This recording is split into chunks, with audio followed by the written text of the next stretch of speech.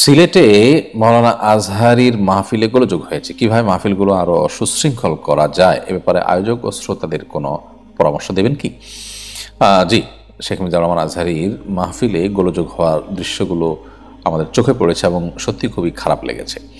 শুধু তার মাহফিলে নয়, আর অন্যান্য অনেক মাহফিলও হয়, হয়তো তার মাহফিলে এখানে গোলযোগটা বেশি হয়েছে।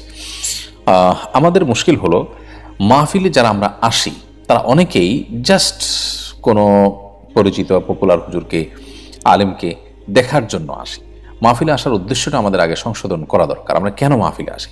মাহফিলে আমরা আসবো শিখতে, দিন সম্পর্কে জানতে, দিনে ইলম অর্জন করতে, নিজেকে আলোকিত করতে।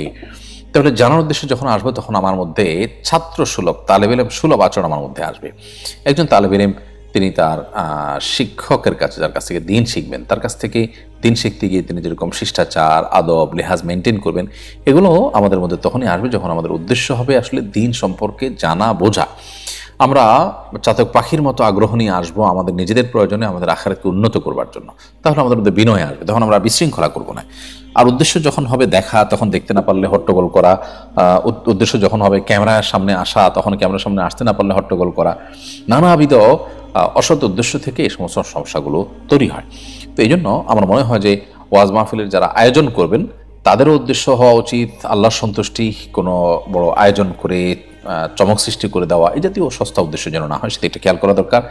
আয়োজক, আলোচক, শ্রোতা সবার উদ্দেশ্যের মধ্যেই সৎ উদ্দেশ্য থাকা খুবই গুরুত্বপূর্ণ।